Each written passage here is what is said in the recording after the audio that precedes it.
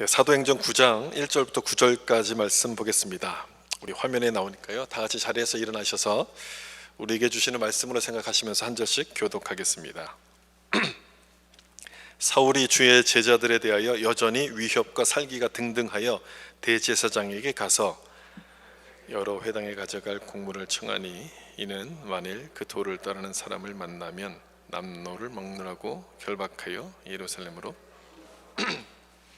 사울이 길을 가다가 다메섹에 가까이 이르더니 호련히 하늘로부터 빛이 그를 둘러 비추는지라. 들음에 소리가 있어 이르시되, 사울아 사울아 내가 어찌하여 나를 박해하느냐. 대답하되 주여 누구시니까? 이르시되 나는 내가 박해하는 예수라. 그것을 내게 이를 자가 있느니라 하시니, 같이 가던 사람들은 소리만 듣고 아무도 보지 못하여 말을 못하고 서 있더라. 땅에서 일어나 눈은 떴으나 아무것도 보지 못하고 사람의 손에 끌려. 같이 읽겠습니다. 사흘 동안 보지 못하고 먹지도 마시지도 아니하니라. 아멘. 앉으실 때 인사하면서 앉도록 하겠습니다. 말씀에 은혜 받으세요. 아멘. 사울의 다메섹 회심이란 제목으로 말씀을 나누겠습니다. 여러분, 사도행전 우리가 말씀을 나누고 있는 중인데요, 사도행전에서 가장 큰 사건을 꼽으라고 한다면 뭘 꼽을 수 있겠습니까? 단연 오순절에 임했던 성령 강림 사건이죠. 성령께서 임하심으로 제자들이 변화를 받아서 복음을 전하게 되고 교회가 시작하는 출발이 되었기 때문에 성령 강림 사건이 가장 큰 사건입니다. 그러면 그 다음으로 큰 사건을 꼽으라면 뭘 꼽을 수 있을까요? 어떤 사건이 가장 큰 사건이겠습니까? 여기 나와 있는 것처럼 사울이 회심했던 사건입니다. 많은 성경학자들이 사울의 회심을 그 다음 큰 사건으로 꼽는데, 이유는 그냥 사울 한 사람의 변화만을 가리키는 것이 아니라 그의 변화로 말미암아 복음이 전 세계로 전해지게 되는 출발이 되었기 때문에 그렇습니다. 그렇게 본다면 우리가 예수를 믿는 것도 여러분 굉장한 일입니다. 나로 인해서 무슨 일이 벌어질지 누가 알겠습니까? 아무도 모르는 것 아닙니까? 나를 통해서 우리 가정이 변화될 수도 있고요, 교회가 또는 내가 속해 있는 사회가 변화될 수도 있는 것이기 때문에 우리가 예수를 믿는다는 것은 굉장한 일이 되는 거죠. 영국의 노예 제도를 폐지했던 윌리엄 윌버포스라는 사람 여러분 혹시 들어보셨을 거예요. 18세기 후반의 영국은 흑인 노예를 통해서 부를 많이 이루었습니다. 그런데 그 노예 제도의 불합리성과 비인격적인 것을 이 윌리엄이라는 사람이 깨닫고 노예 제도 폐지를 위해서 모든 것을 다 쏟아붓습니다. 온 인생을 다 쏟아부어요. 그러다가 죽기 며칠 전에 노예 무역 금지법을 영국 국회에서 통과시키게 되죠. 이렇게 이 윌리엄이라는 사람이 모든 것을 다 거기에 쏟아부었던 이유가 무엇이냐면, 노예제 폐지가 하나님이 자기에게 주신 사명이라고 믿었기 때문에 그렇습니다. 그래서 그걸 위해서 모든 걸 다 쏟아부었어요. 예수를 믿는 것, 예수 믿는 한 사람이 별것 아닌 것 같지만 그 사람이 하나님 앞에 붙잡히게 되면 이처럼 세상을 바꾸고 사회를 변화시키는 놀라운 일을 감당할 수 있게 된다는 거지요. 사울의 회심을 통해서도 이 점을 우리가 확인하게 되는데, 오늘 본문은 다메섹 회심 또는 다메섹 체험이라고 부르는 사건입니다.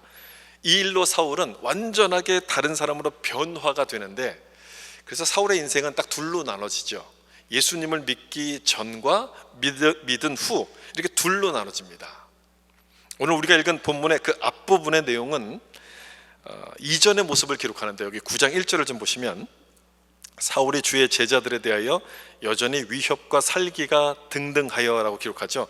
예수님을 만나기 전에 사울의 모습은 어떻습니까? 위협과 살기가 등등했어요. 그 두 단어에서 보는 것처럼 예수 믿는 사람들을 엄청 싫어했던 그런 사람인 거죠. 뭐 그런 사람 있지 않습니까? 예수 믿는 그리스도인들을 예수쟁이라고 부르면서 막 괜히 싫어하는 사람이 있어요. 이유 없이 막 싫어하죠. 그냥 재수 없다라고 이야기하기도 하고. 군대에서는요, 제가 군대 갔을 때는 어떻게 불렀냐면요, 이 주일이 되면 기독교 환자 집합 이렇게 불렀어요. 교회 다니는 그리스도인들을 환자라고 얘기할 정도였던 거죠. 뭐 안 좋은 감정이 있었던지 뭐 그건 잘 모르겠지만 하여튼 그렇게 불렀는데, 사울에게도 그리스도인들은 기분 나쁜 상대였습니다. 엄청 싫은 상대였어요. 예수를 믿는 것이 하나님을 반대한다고 생각을 했기 때문입니다. 그래서 어떻게 합니까? 이 사람들을 체포해서 예루살렘으로 데려오려고 허락을 받기 위해서 대제사장을 찾아가게 돼요. 이 사울의 회심 사건이 사도행전 26장에도 나오게 되는데 26장 9절을 보시면 나도 나사렛 예수의 이름을 대적하여 많은 일을 행하여야 될 줄 스스로 생각했다, 이런 내용이 나오죠. 예수님을 대적하는 게 옳다라고 생각을 했다는 거죠. 그리고 그 일을 많이 그렇게 했다는 거예요. 믿으려면 하나님을 믿어야지 왜 예수님을 믿는 거야? 그리스도인들이 하나님을 반대한다고 생각해서 이들을 없애는 것이 옳다, 이렇게 사울이 생각했다는 겁니다. 이 모습이 바로 예수님을 만나기 전에 사울의 모습입니다. 여러분, 내가 똑똑하다고 생각하는 사람들에게는 공통점이 한 가지가 있습니다. 내가 다 알고 내 말이 다 맞다라고 생각하는 그런 오만함이죠. 오만함이 있어요. 사울도 예수님에 대한 소문을 들었을 거예요. 어쩌면 지나가는 길에 예수님을 봤을지도 모릅니다. 그런데 사울의 눈에는 어떻게 예수님이 보였냐면 나사렛 시골 촌동네 출신, 그리고 사람들을 미혹하는 선동가, 이 정도로만 보인 거예요. 그런데 예수님이 십자가에 달려서 죽으시는 거예요. 아무 힘없이 십자가에서 달려 죽으시는 걸 보면서 내 생각이 맞았어, 저분은 저런 사람이야, 이렇게 사울이 생각을 했던 거죠. 사울은 그 당시에 가장 뛰어나다고 이야기하는 가말리엘 문화에서 율법을 배웠던 사람입니다. 그리고 히브리인 중에 히브리인, 자기가 그렇게 소개해요, 자기를요. 히브리인 중에 히브리인으로 소개하고 게다가 로마 시민권도 가지고 있는 사람이에요. 요즘 말로 하면 상위 1% 정도에 속한 아주 금수저 출신의 사람입니다. 그런 사울이 볼 때 예수님은 별 볼 일 없는 거예요. 그리고 그런 예수님을 따르는 그리스도인들 역시 별 볼이 없어요. 하나님께 방해가 되는 사람들이니까 이 사람들은 즉각 없어져야 된다라고 생각을 했던 거죠. 그런데 엘리트라는 사람들이 똑똑하지만 보통 직접 나서서 뭔가를 처리하지는 않습니다. 똑똑해서 말은 잘하지만 뭔가 직접 행동으로 나서질 않는데 사울은 좀 예외였어요. 사울이 자기가 직접 나가서 그리스도인들을 체포해 오겠다고 이야기를 합니다. 누가 시킨 것도 아닌데 다메섹까지 가서, 예루살렘에서부터 다메섹까지는 거리가 한 250km 정도 떨어졌거든요. 굉장히 먼 거리인데 거기를 가서 이들을 체포해 오겠다고 이야기를 하는 거예요. 아주 열심을 가진 사람이, 열정적인 사람인 거죠. 지난주에 제가 설명드린 것처럼 예루살렘에 막 핍박에 닥쳤을 때 그리스도인들이 도망가기 시작했는데 그때 가장 많이 도망갔던 곳이 다메섹이라는 곳이었습니다. 근데 거기 숨어있는 그리스도인들까지도 다 체포해야 된다고 나설 정도로 사울은 아주 열심히 있는 사람이었어요. 아주 열정적인 사람이었던 거죠. 그게 믿음이었다고 생각한 것이고 그게 정의라고 생각했던 것인데 그 생각이 지극히 주관적이고 상대적일 수 있다는 것을 사울은 그때까지만 해도 몰랐던 겁니다. 그게 똑똑한 사람들이 갖고 있는 실수 아니겠습니까? 내가 다 안다고 생각하니까 누구 말을 믿겠습니까? 아무도 믿지 않죠. 게다가 물불 안 가리는 그런 열성까지 있었으니 이런 사울을 누가 막을 수가 있겠어요?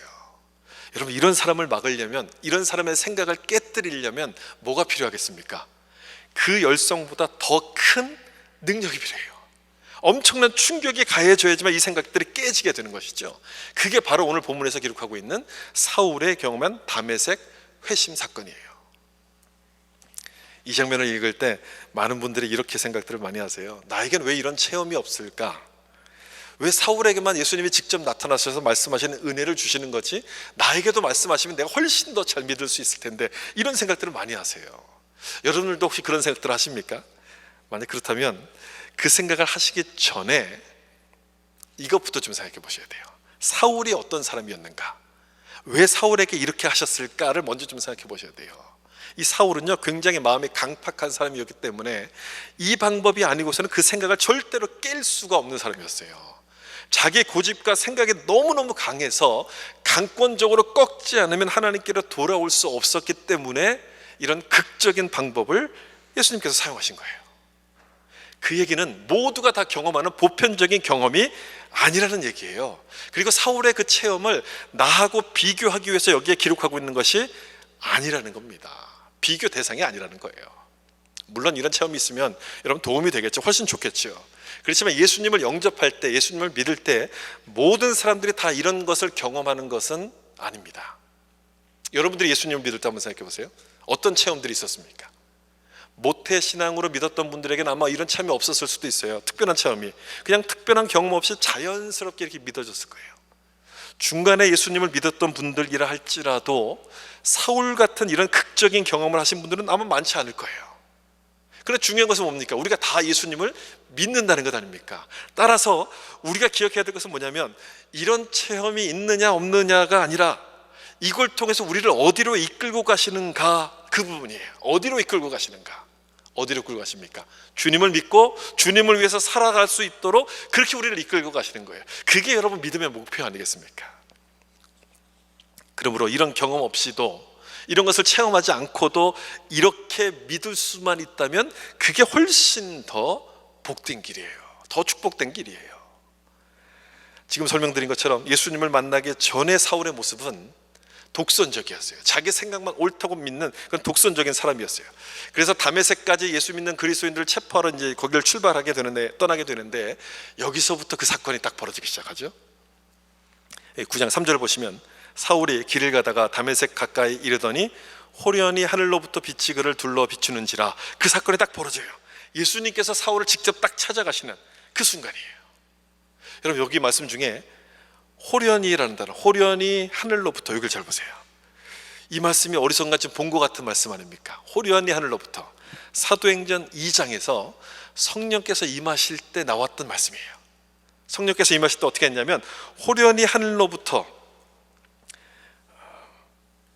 어디 갔네요. 호련히 하늘로부터 급하고 강한 바람 같은 소리가 있어. 그렇게 말씀하시는 장면이 거기 나와요. 성령께서 임하신 것과 똑같은 장면으로 지금 사울에게 임하신다는 그 표현인 것이거든요. 사울의 인생에 갑작스럽게 예수님이 개입했다는 것을 강조하기 위해서 호련히라는 단어를 쓴 거예요. 성령께서 오순절에 우리 가운데 임하신 것처럼 사울의 인생에도 예수님께서 갑자기 개입하셨다는 것을 강조하는 건데, 그러면서 예수님께서 사울에게 뭐라고 말씀하시냐면 9장 4절이에요. 사울아 사울아 내가 어찌하여 나를 박해하느냐 하시거늘, 이렇게 말씀하세요. 사울아 사울아. 한 번만 불러도 사울이 깜짝 놀랐을 텐데 왜 사울아 사울아 이렇게 두 번 불렀을까요? 두 번 부르신 이유가 뭘까요? 그만큼 예수님께서 사울에 대해서 관심을 갖고 있다는 뜻 아니겠습니까? 관심과 애정을 갖고 계시다는 표현을 지금 이렇게 사울아 사울아 두 번을 불러서 말씀하시는 거예요. 내가 너에게 할 말이 있다, 할 말이 있다. 그 할 말이 뭡니까? 그 뒤에 나오는 거죠. 어찌하여 나를 박해하느냐. 이 말을 쓰면 예수님께서 지금 하시고 싶었던 거예요. 내가 나를 어찌하여 박해하느냐. 여러분, 여기에는 두 가지 의미가 담겨 있어요. 첫 번째는, 나는 널 사랑하는데, 널 위해서 내가 십자가에서 죽기까지 했는데 그런 나를 왜 박해하느냐, 미워하느냐, 왜 싫어하느냐, 그런 뜻의 말씀이에요. 근데 사울은 예수님을 박해한 적이 없습니다. 그리스도인들을 체포하고 박해했지 예수님을 직접 박해한 적이 없는데, 예수님은 지금 이렇게 말씀해요. 왜 나를 박해하느냐. 여기서 우리는 이 말씀 속에 담겨있는 두 번째 의미를 생각하게 돼요. 그건 뭐냐면, 어찌 나의 교회를 박해하느냐, 그런 뜻의 말씀이고, 어찌 그리스도인들을 박해하느냐, 그런 뜻의 말씀인 거예요. 아마 사울은 깜짝 놀랐을 거예요. 깜짝 놀랐을 거예요. 교회를 박해한 것이 예수님을 박해한다는 것, 거기서 한번 놀랐을 것이고, 나는 예수님을 그렇게 싫어하는데, 사울은 예수님을 싫어하는데 그런 사울을 예수님이 사랑하신다고 말씀하시니까 깜짝 놀랐을 거예요. 그리고 또 한 번 놀라게 돼요. 예수님이 말씀을 하셨다는 그 사실, 거기서 놀라게 돼요. 여러분, 예수님이 말씀하셨다는 얘기는 죽으신 분이라는 뜻입니까? 살아나신 분이라는 뜻입니까? 살아계시다는 뜻 아닙니까? 말씀을 딱 직접 하시니까, 정말 제자들이 말한 것처럼 예수님은 다시 부활하셔서 살아계신 분이 맞구나 하는 것을 깨닫게 되는 거예요. 엄청난 충격인 거예요. 깜짝 놀라게 되는 거예요. 오늘 본문에는 여기까지만 기록하죠. 나를 박해하느냐까지만 기록하는데, 사도행전 26장을 보시면요, 조금 더 말씀이 나옵니다. 사울아 사울아 내가 어찌하여 나를 박해하느냐. 그 뒤에 또 나오죠. 가시채를 뒷발질하기가 내게 고생이니라. 가시채, 가시가 박혀있는 채찍 또는 가시가 박혀있는 막대기, 그런 건데 그거를 발로 찬다고 생각해 보세요. 여러분, 내 발만 아픈 거 아닙니까? 내 발이 다치니까 나만 손해가 되는데, 사울의 행동이 그거라는 거예요. 자기는 정의감으로 그리스도인을 체포한다고 하는데 그 일이 가시채를 발로 차는 것처럼 나를 망가뜨리는 잘못된 일이라고 지금 말씀하는 거예요. 너가 옳다고 믿고 걸어왔던 그 모든 길들이 너를 파괴하고 내 인생을 무너뜨리고 있는 것이다 라고 예수님께서 지금 지적하시는 거예요. 그러자 사울이 정신이 번쩍 들어요. 정신이 번쩍 들면서 내가 누군가를 보기 시작합니다. 아, 내가 옳다고 믿었던 그 모든 것들이 나를 파괴하는 것이고 하나님조차도 기뻐하시지 않는 일이구나, 이거를 깨닫게 돼요. 나는 하나님을 위해서 산다고 살았는데 하나님은 내가 하나님을 대적하는 죄인이었구나, 이 사실을 바울이 깨닫게 돼요. 사울이 깨닫게 돼요. 그러면서 사울의 생각이 깨지기 시작합니다. 여러분, 그러고 보면 예수를 믿는 데 있어서 가장 방해가 되는 것은 나인 것 같아요. 자기 자신인 것 같아요. 우리는 누구 때문에 교회 안 나가, 누구 때문에 예수 안 믿어, 이렇게 이야기하지만 실은 그 사람들 때문에 믿지 못하는 게 아니라 그냥 내가 믿기 싫은 거예요. 나 때문에 그런 거예요. 내 고집과 내 자아, 내 생각이 너무너무 강해서 예수님을 이렇게 밀어내고 거부하는 것인데, 사울은 나를 사랑하신다는 예수님의 음성이 딱 들리니까 그냥 그 앞에 무릎을 꿇어요. 주님의 음성이 들리는 순간 내가 누군지를 깨닫는 거예요. 내 모습이 뭔지를 보기 시작한 거예요. 그래서 무릎을 꿇게끔 돼요. 이 디모데전서의 1장 13절과 15절 보면 이 바울이 자기가 누구였는지를 회상하는, 고백하는 이 장면이 나옵니다. 여기 보세요. 내가 전에는 비방자여 박해자여 폭행자였으나 도리어 무엇을 입었습니까? 긍휼을 입은 것은이라고 되어 있죠. 은혜를 딱 바꿔보니까 내가 누군지를 깨닫게 됐다는 거예요. 내가 예수님을 비방했던 사람이구나, 폭행자였구나, 이걸 깨닫게 돼요. 그러면서 죄인 중에 내가 괴수니라, 가장 나쁜 죄수다, 내가 가장 나쁜 놈이다, 이거를 깨닫게 된다는 거예요. 여러분, 예수님을 만난 사람들의 공통점이 하나가 있습니다. 그건 뭐냐면 자기가 죄인이라는 것을 고백하는 거예요. 주님, 내가 죄인입니다.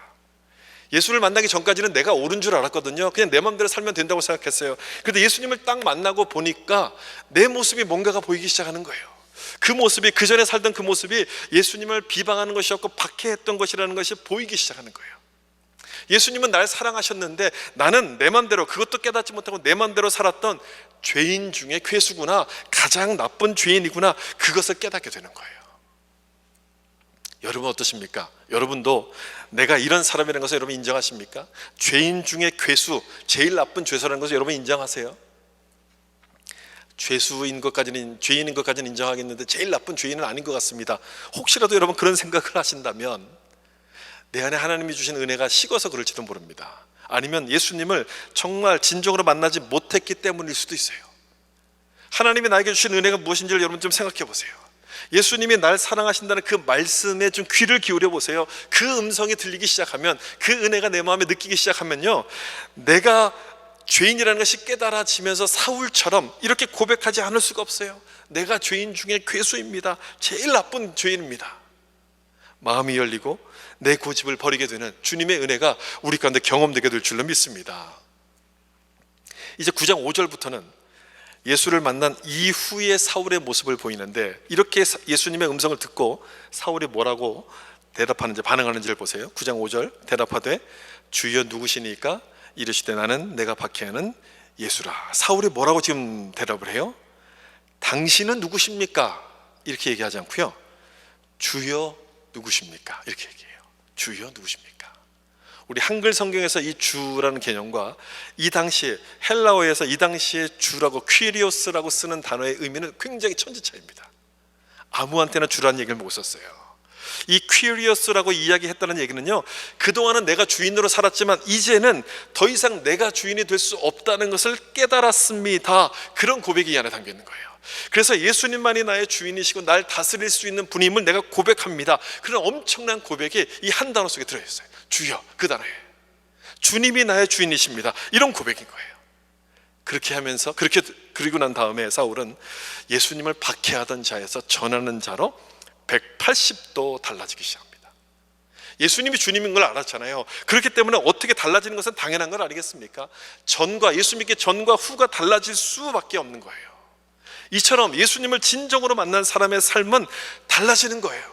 내 삶의 주인이 누군지를 알았기 때문에 어찌 달라지지 않을 수가 있겠어요? 달라지지 않는다면 그게 더 이상한 거예요.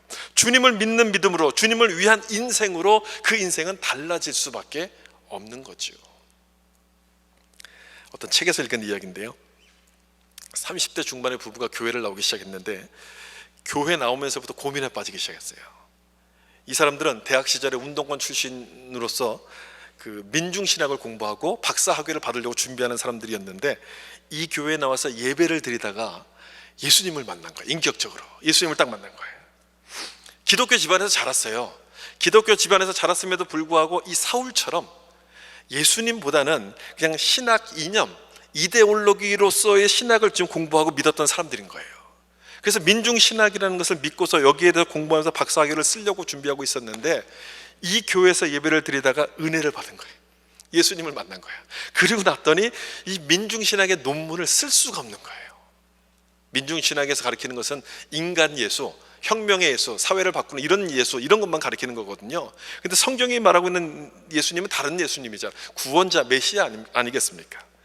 몇 달만 있으면 이 박사학위를 쓸 수가 있고 박사학위를 받을 수가 있었는데 그거를 포기해야 될 것 같은 마음이 막 드니까 고민이 빠진 거예요. 결국 포기했습니다. 포기하고 이민을 갔어요. 그리고 거기서 다시 신학교에 들어가서 처음부터 배우면서 신실한 목회자가 되었다는 얘기예요. 어떤 책에서 그 얘기를 쭉 읽었는데 이 스토리를 읽으면서 과연 이 사람의 변화는 무엇 때문에 변화가 시작된 걸까? 여러분, 무엇 때문에 변화가 시작됩니까? 예수님을 만난 그 순간 때문에 아닙니까? 예수님이 나의 주님이시라는 것을 깨달았기 때문 아니겠습니까? 여러분, 예수를 믿는다고 하면서도 삶이 달라지지 않는다면 정말 내가 예수님을 만난 것인지 믿는 것인지를 다시 한번 확인해 볼 필요가 있어요. 여러분 어떠십니까? 여러분 예수님을 믿으십니까? 예수님을 믿으신다면 그렇다면 여러분의 삶이 달라지셨습니까? 예수님을 믿기 전과 예수님을 믿은 후의 삶이 여러분 달라지셨어요? 달라져야 돼요. 달라져야 되고 변화가 있어야만 돼요. 사울처럼 예수님을 진정으로 만난 사람은요 180도 돌아서는 회심을 하게 되는데 변화가 없다? 예수님을 믿기 전이나 후가 똑같다? 다시 한번 내가 예수님을 주님으로, 나의 주님으로 믿고 있는가? 그 부분을 다시 한번 확인해 보셔야 되는 거예요. 사실 예수를 믿는다고 이야기하는 게 참 중요한 건 아니죠. 예수를 믿는다는 말은요 누구나 다 할 수 있어요. 군대에서는요 초코파이 하나만 준다면요 불교도 믿고 예수님도 믿고 다 믿어요. 예수를 믿는다는 얘기는 다 해요, 누구든지요. 따라서 중요한 것은 뭐냐면요, 진짜 믿음은 뭐냐면 예수를 믿고 난 다음에 달라진 삶을 통해서 나타나는 거예요. 그게 진짜 믿음인 거예요. 행함이 없는 믿음은 죽은 믿음이라가 바로 그런 말씀인 거예요.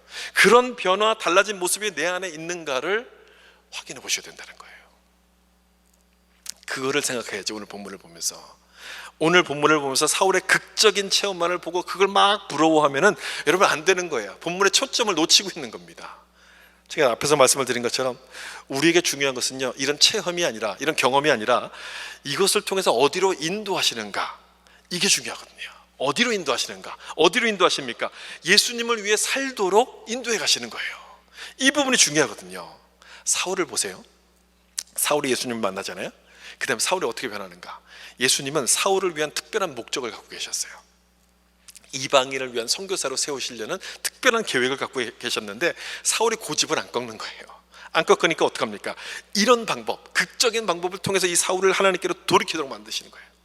그러므로 사울의 회심을 통해서 우리가 생각해야 되는 것은 뭐냐? 주님이 우리를 부르신 것은 목적이 있어서 부르신 것이고 그 목적 앞에 내가 순종하는 자가 되라, 이거를 말씀한다는 거예요. 여러분 각자에게 주님이 주신 목적이 있고 기대하시는 목적이 있는데 그것을 알고 그 목적에 순종하는 자가 되라는 겁니다. 그게 삶의 변화이고 그걸 통해서 우리 삶이 달라지는 삶이 되는 것이죠. 사도행전 9장 15절 말씀입니다. 우리 같이 한번 읽어보겠습니다. 주께서 이르시되 가라, 이 사람은 내 이름을 전하기 위하여 택한 나의 그릇이라. 아멘.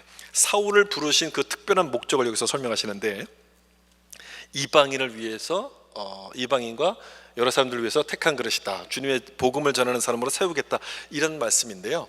그릇이라고 나와 있죠. 그릇. 성경에서는 우리 그리스도인들을, 하나님 믿는 성도들을 그릇에 비유해서 말씀하실 때 참 많습니다. 그릇. 여러분 집에도 그릇이 굉장히 많잖아요. 그 그릇 중에는 요리할 때 막 쓰는 그런 그릇이 있습니다. 그리고 그 요리를 다 한 다음에 손님에게 대접하기 위해서 그 예쁘게 담아서 드리는 그런 그릇이 또 있어요. 어떤 그릇이 좋은 그릇입니까? 어떤 그릇이 더 훌륭한 그릇입니까? 요리할 때 마구 쓰는 그릇, 그것은 별로 안 좋은 그릇이겠습니까? 그런데 만약 그런 그릇이 없다면 대접해서 내줄 수 있는 요리조차도 만들어낼 수가 없지요. 따라서 어느 그릇이 좋고 어느 그릇이 나쁘다고 이야기할 수 없습니다. 성경이 그릇을 얘기하는 것은요, 용도에 따라서 다르다는 것을 설명하기 위해서 이 그릇을 이야기합니다. 그러면 사울은 어떤 그릇일까요? 이방인을 위해서 복음을 전하는 사람을 사용한다는 얘기는 요리를 다 해놓은 것을 담아서 대접하는 그릇이라고 생각할 수 있겠지요. 베드로나 12 사도들은 예수님께 직접 들은 그 복음을 막 쪄서 만들어내는 그 가마솥 같은 그런 역할을 했다면, 이 사울은 거기서 만들어낸 그 복음을 잘 담아가지고 이방인에게 전하는 그릇으로 하나님이 사용하시기 위해서 여기서 부르시는 거예요. 근데 중요한 것은 뭐냐면, 그 그릇이 비싼 그릇이냐 유명 브랜드인가 하는 그런 부분이 아니라 하나님이 사용하시기 편한 준비된 그릇인가, 그 부분이 중요하다는 거예요. 하나님이 쓰시기 편한 그릇인가? 여러분 그렇지 않습니까? 편한 그릇, 준비된 그릇이 되어야 된다는 거예요. 이게 얼마나 감사한 말씀인지 모르겠어요. 가만 생각해보면 굉장히 감사한 말씀이에요.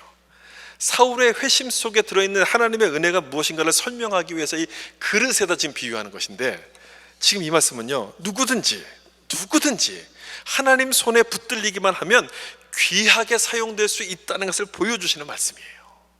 사울같이 예수님을 반대하는 사람이라도 하나님이 사용을 하시는 것 아니겠습니까? 그 얘기는 어느 누구라도 자기 고집을 버리고 주님께 순종할 마음으로 준비만 된다면 귀한 그릇으로 사용하시겠다는 그 말씀인 거예요. 사울의 회심에서 주는 메시지가 바로 그거예요. 바로 그거. 주님이 날 사용하시기 위해서 나를 부르시는데 그 일에 순종할 준비가 됐느냐, 그 일에 순종할 그런 그릇으로 준비가 되어 있느냐, 그걸 물어보시는 것이죠. 삶의 변화는 바로 여기서부터 여러분 시작된다는 것을 기억하셔서 주님의 부르심 앞에 순종하는 자들이 될 수 있기를 예수님의 이름으로 축복합니다. 또 한 가지, 하나님의 은혜를 우리가 생각하게 되고요, 또 사울의 회심에서 생각하게 되는 또 하나는요, 성경이 말씀하고 있는 복음이 뭔가 하는 부분을 생각하게 됩니다. 사울처럼 여러분 예수님을 반대하는 자들을 택하셔서 하나님이 사용하신다면 그거야말로 복음 아닙니까? 그것처럼 좋은 소식이 어디 있습니까? 그거야말로 진정한 복음인 거죠. 오늘 본문은요, 사울이 예수님을 만나는 장면을 기록하는데 쭉 읽어보셔서 아시겠지만 객관적인 사실만 기록합니다. 사울이 그때 감정이 어땠고, 그때 생각이 어땠고, 그때 느낌이 어땠는가, 그런 내용들을 하나도 기록하지 않아요.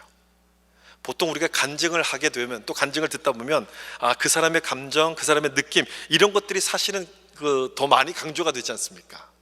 물론 그 감동이 되고 또 너무너무 감사한 마음 때문에 그렇게 이야기하지만, 오늘 본문에서는요, 딱 팩트만을 전합니다. 팩트. 사울이 예수님을 박해하던 자였는데 예수님을 전하는 자가 됐다. 딱 그 사실만을 전합니다. 그 사실. 왜 그러냐면 그게 바로 성경이 말씀하고 있는 복음이라는 것을 설명하기 위해서 그래요. 그게 바로 복음이라는 거예요.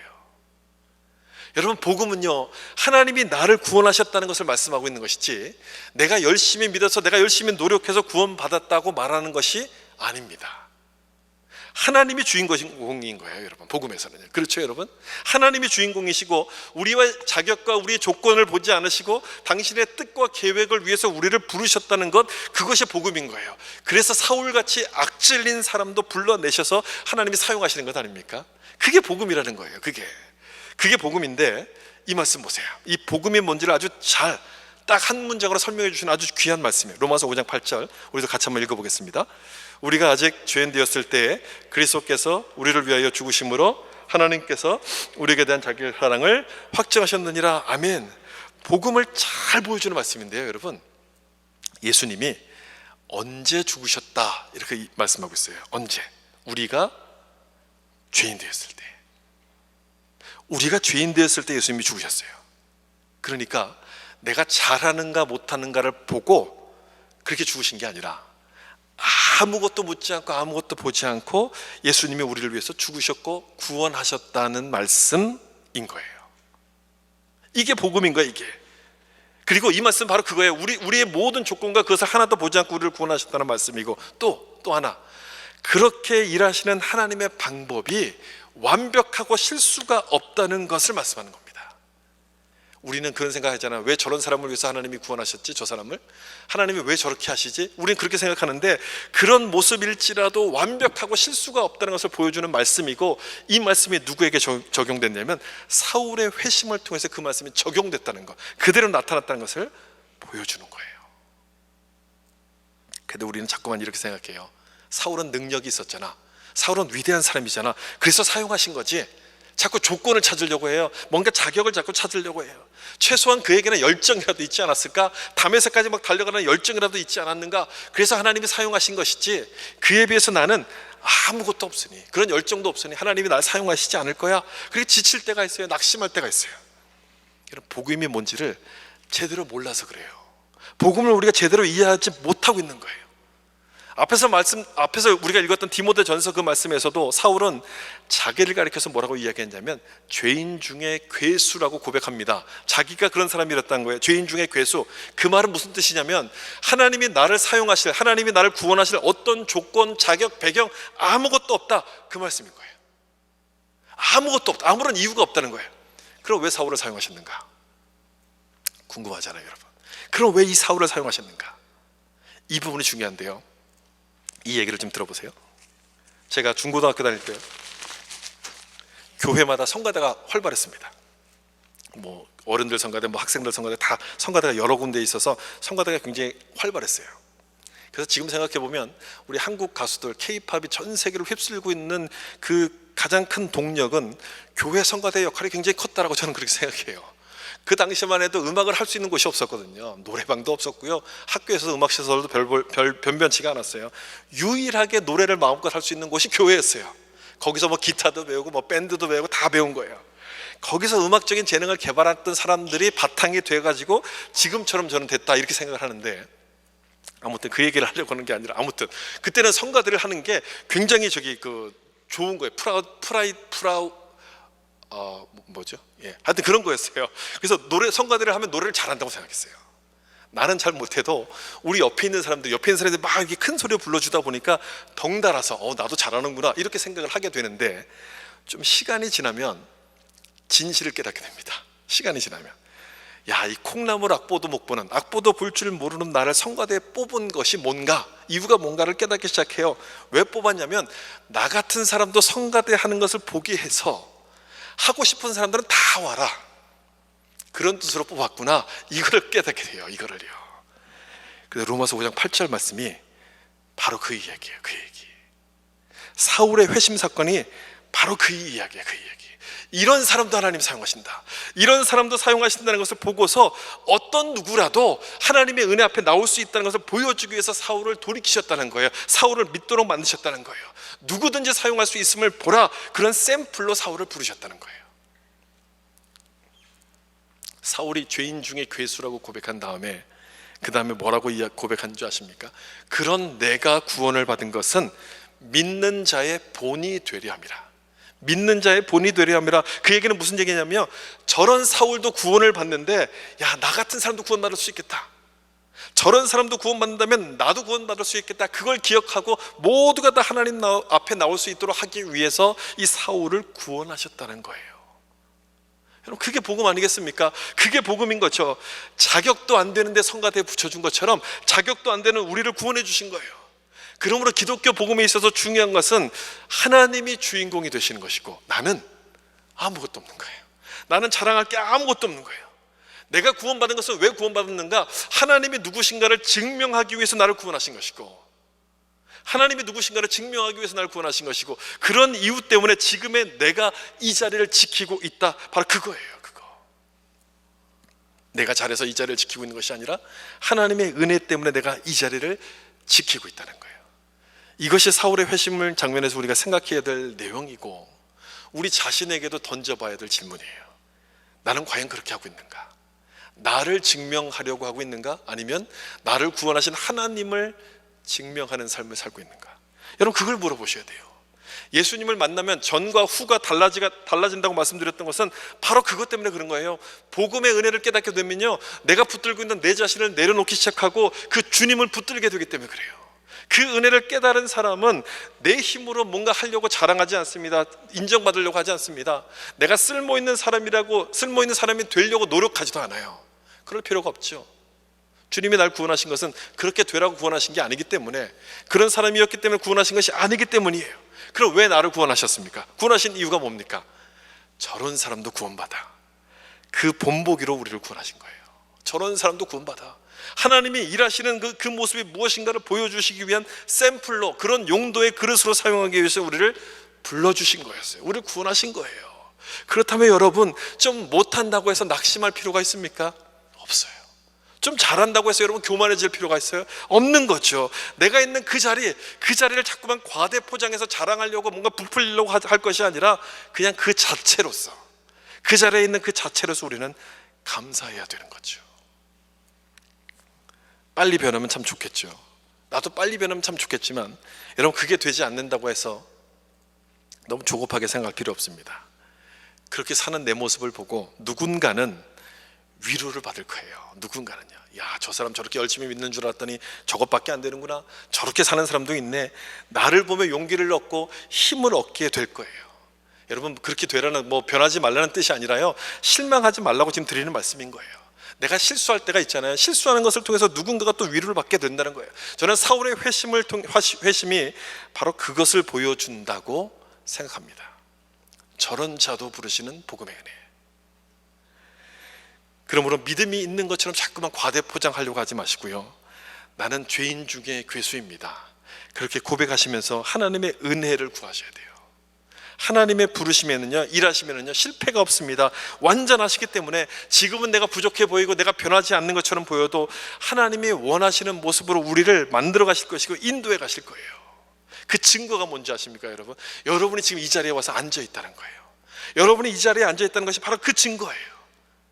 오늘도 날씨가 비가 오고 우중충하고 이렇게 되니까 그냥 한 주 가지 말까, 피곤한데 가지 말까, 여러분 고민 많으셨잖아요. 그 고민을 하다가 이 자리에 온 것 아니겠습니까? 그러면 안 되지, 내가 그러면 안 되니까 이 자리에 나가야지, 그렇게 생각해서 여기 나온 것 아닙니까? 하나님이 여러분들을 이렇게 붙잡고 계신다는 거예요. 코비드 때문에 1년 동안 교회를 다니지 못하다 보니까 교회를 잊어버리고 신앙을 잊어버린 사람들이 얼마나 많은지를 몰라요. 그래서 여러분들이 이 자리에 계시잖아요. 하나님이 여러분을 붙잡고 계신다는 그런 증거 아니겠어요? 왜 우리를 붙잡고 계시느냐? 내가 이렇게 부족하고 못났는데도 왜 붙잡고 계시느냐? 우리의 조건과 자격과 능력을 보고 구원하신 것이 아니기 때문에, 그런 조건이 아니라 내가 그런 조건을 보고 우리를 불러내신 것이 아니기 때문에, 내가 부족하고 모자란다 할지라도 하나님은 절대 그 손을 놓지 않으시는 거예요. 그래서 우리가 이 자리에 있는 것이고 지금의 내 위치를 지켜가고 있다는 그 사실을 여러분 믿으셔야 돼요. 다메섹에 있는 그 이 사울처럼 하나님은 우리를 그렇게 꺾지는 않으실 거예요. 그렇게 하면 우리 다 없어져 버릴지 모르니까 그렇게까지 심하게 하지는 않겠지만, 나에게 맞는 방법으로 하나님께서 나를 인도하셔서 내가 항복하고 내가 순종할 수 있도록 그렇게 만들어 가실 겁니다. 이것이 사울의 회심을 통해서 우리가 기억해야 될 중요한 메시지예요. 그러므로 내 인생을 인도하시는 분은 우리 주님이시라는 사실을 여러분 믿으시고 겸손히 순종하심으로 여러분의 삶이 바울처럼 변화된 삶을 누려갈 수 있기를 예수님의 이름으로 축원합니다. 기도하겠습니다.